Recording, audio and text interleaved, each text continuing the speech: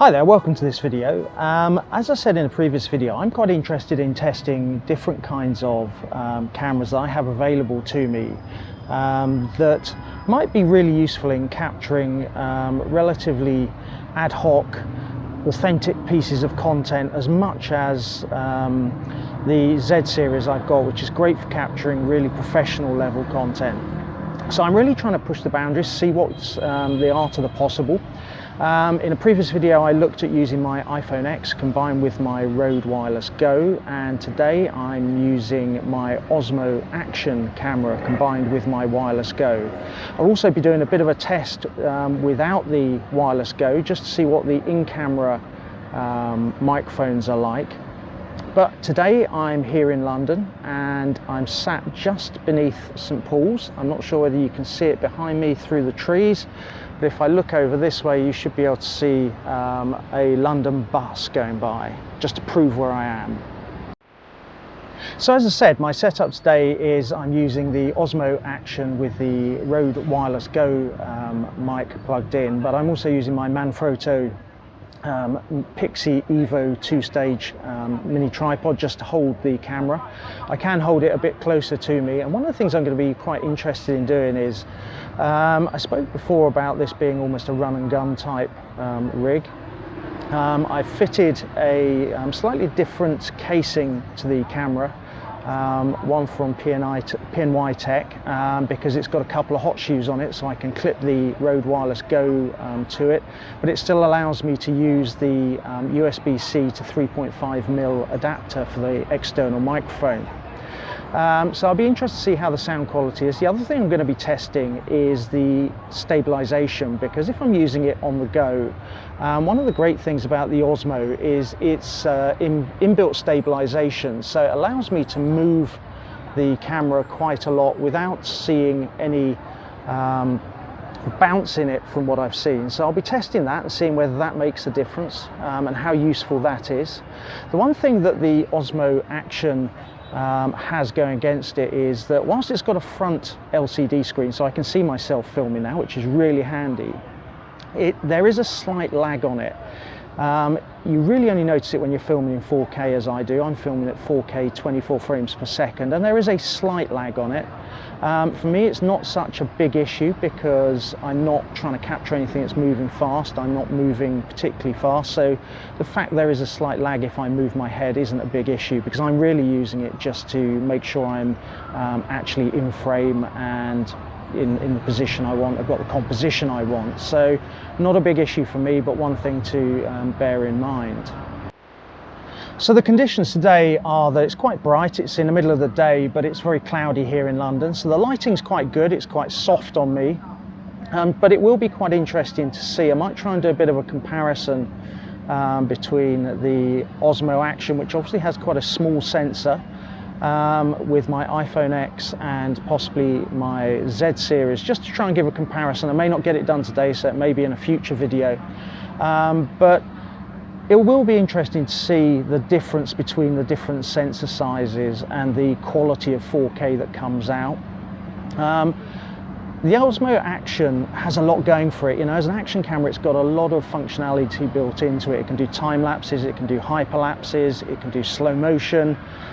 It's light and really capable. One of the things that I have considered with my Z series was getting a gimbal to stabilize moving footage and create that more cinematic type approach. However, getting a gimbal for the Z series means you've got to have quite a heavyweight gimbal, and I'm really not sure that I'm going to really be willing to carry that with me when I'm shooting stills and video. You know, the technology is good, but it's still not quite there for me. I think you've got to really need a gimbal to buy a gimbal for your Z series.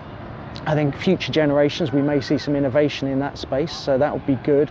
However, the Osmo Action, because of its in-camera electronic image stabilization, I think it may well allow me, if the quality is good enough in 4K, to have a solution for perhaps moving footage that doesn't weigh very much, and I can carry along with my Z series, especially if I'm using the Rode Wireless Go as the microphone of choice, because I can use that on my Z series as well as my iPhone as well as my Osmo Action. So I've got a common sound audio capability that I can use cross-platform, which will be really helpful.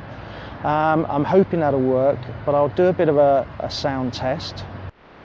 So let's do a quick sound test. I'm in the centre of London. As you can probably see over there, I'm right next to a fairly major road.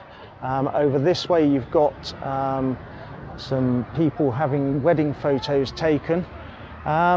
So this is with the Rode Wireless Go plugged in. I'm going to now take it out. I'll just unplug the side. So now this is the in-camera mics on the Osmo Action Go. It'll be interesting to see what the difference is in the sound quality. So I'll plug the USB-C to 3.5 back in, and I've just seen it's reconnected, so we're back on the Rode Wireless Go. Be interesting to see what the difference is in sound quality, in which situations do I need the Wireless Go, and in which situations I can get away without the Wireless Go and perhaps just use the in-camera mics. I'm holding this at about, I don't know, about 30 centimeters from my face. I could bring it closer if I wanted, so I'm now in at about probably about 15 centimeters, and it's not too uncomfortable, and I can see I'm filling the frame a bit more. So back out to about 30 centimeters, I get a bit wider view. So this is using what Osmo call Rocksteady. It's the image stabilization that's in camera. It's electronic image stabilization. I'm just walking quite normally, holding the Osmo Action out in front of me, about 30 centimeters out, and just have a look at the background to see whether it's stabilized or not. Obviously there will be some movement. So I'm now going to walk out from a shaded section out into the bright light, just to see how the exposure changes. And as you can see, I'm just walking along holding the camera, and I can move it without thinking too much about it, and it'll be interesting to see how the stabilization is working.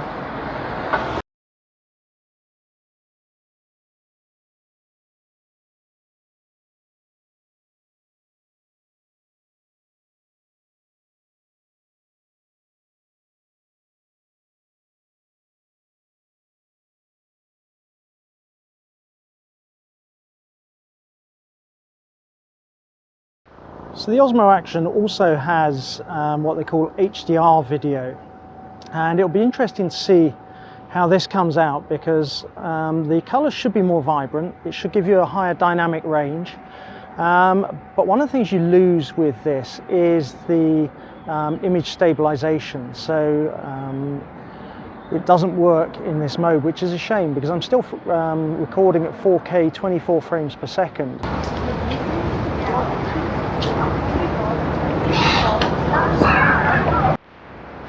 So this is with normal color profile with HDR off.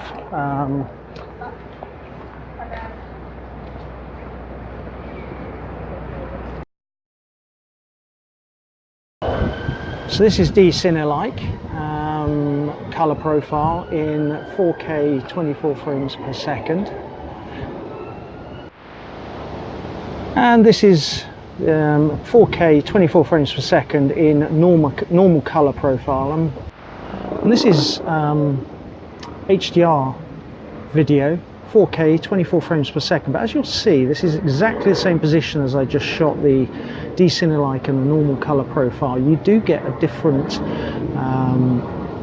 angle, focal range on the lens, with the different styles of video. So behind me you should be able to see the Palace of Westminster, Big Ben, and the Houses of Parliament.